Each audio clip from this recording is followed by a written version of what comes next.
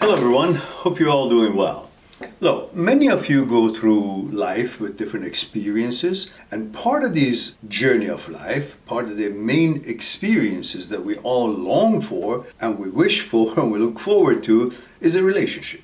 We've discussed why the relationship don't go well as you expected it because of the selection process. We've talked about many different reasons why relationships don't go well after a while at the initial states is pretty good. But somehow, somewhere, things don't work out. Either she breaks up, you break up, or things don't work out, and there's always going to be some kind of hardship, nevertheless. But let's talk about why is it that it's so devastating for you, some of you, all of you, when a breakup happens. We talk about the effects of it on boys, on men, and we talk about the effects of it on girls, women.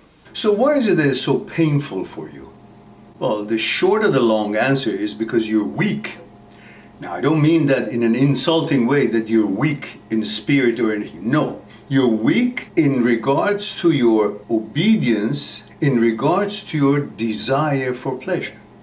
Because look, you must understand that desire is one of the components, one of the fragments of your center, of who you are, of the whole of you. So is fear, so is ego, so is everything else. But you are the owner of all these fragmented parts that makes you the persona that you are.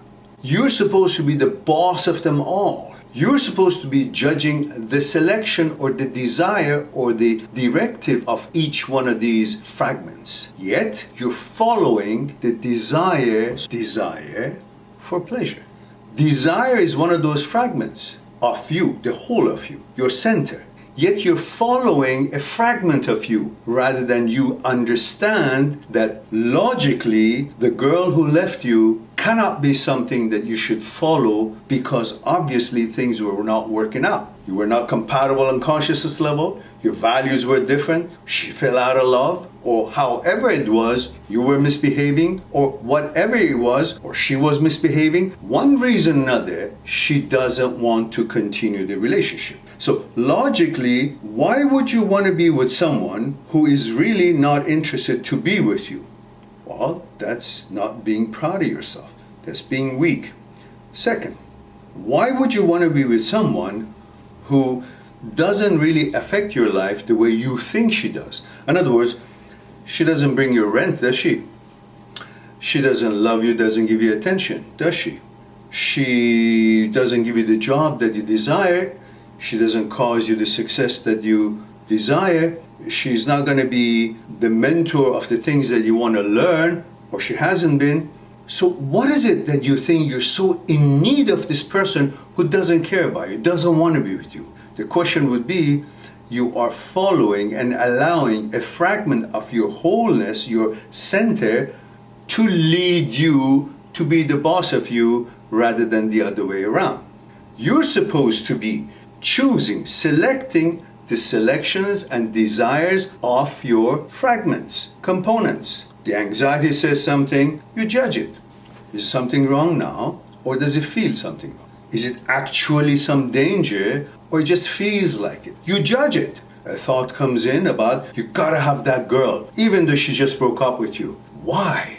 Your ability to manage these fragments, these components, is what makes you the person that you are, the strong person that I'm referring to. So when I say you're weak, because you're weak towards the fragments of your persona, rather than you be the boss of the fragments, and you call the shots.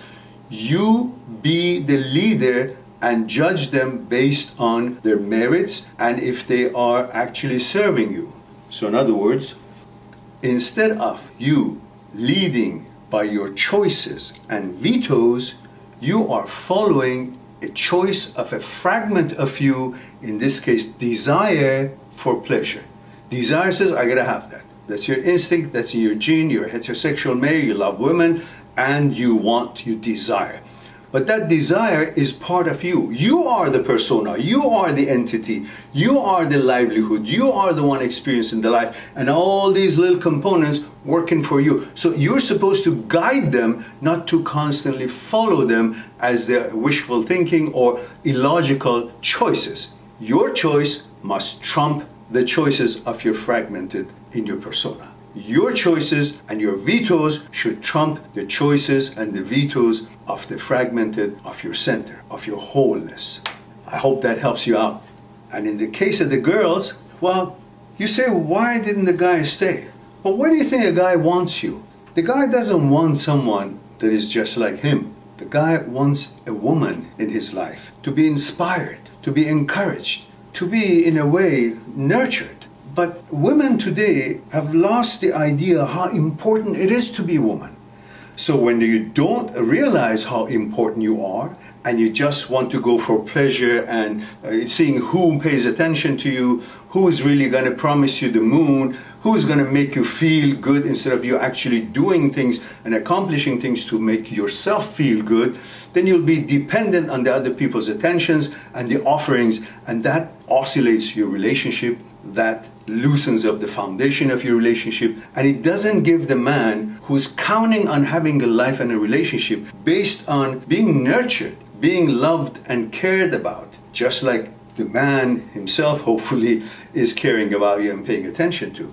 So eventually, all those roughness that you've been put in your head to have it in order to force someone to give you the kind of life you desire, it's not really going to work. No man wants another same thing as himself to be his partner. So if you understand your importance, your value as a woman, then you would understand you're powerful more than you can imagine. And that power brings the balance to that relationship and makes the man really wants to do all he can do for you instead of you putting pressures and becoming rough and masculine and thinking that that's going to actually make your man love you more.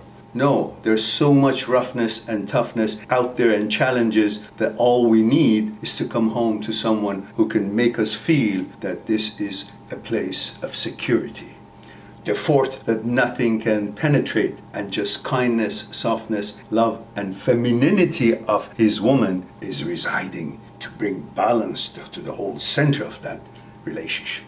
You're more than your desire, you're more than your fragments, you are the boss of the whole thing, you're the center, you're the wholeness, and you lead everything else that happens and is suggested by your apparatuses, by your fragments, such as fear, desire, ego, and so on. And your choices and vetoes trumps their desires and their choices and suggestions. In other words, if you choose your partner based on what you want to get in this life, what you want to receive in your life, what you want to achieve in this relationship, through this relationship, you won't succeed. But if you choose your mate based on what you want to achieve, what you want to accomplish, what you want to receive, and what you're willing to give, what you're willing to accommodate, what you're willing to provide for the other one, the other side, your partner, then you've got some equal intentions in that relationship, and you are willing and able to receive, expect to receive the best of your partner, and your partner expects to be able to receive the best of you because you're willing to give your best when you expect to receive what you're looking for, and you expect to receive what you're looking for when he's willing to give you his best. That's the formula for success. But if you're out there to catch a ride on the back of the other one to see what kind of pleasures you get from this and then what kind of pleasures the other one is thinking is going to get from you, it's all based on your desire and your ego and your purpose to want to receive and give nothing. If you bring that to a balance, that you're willing to give love, attention, and comfort and everything else, the trust and loyalty and everything else, and you're expecting to receive the same, and the other side also has the same formula in mind, that will work. But if you only one of your interests, it wouldn't work, and it shouldn't work, because it takes two to tango, and both of you have to dance to the same tune. Hopefully that makes your dance a little bit better. If not this one, get over it and go for bigger and better things, and the next one, and make that the relationship of your life. I'll talk to you soon.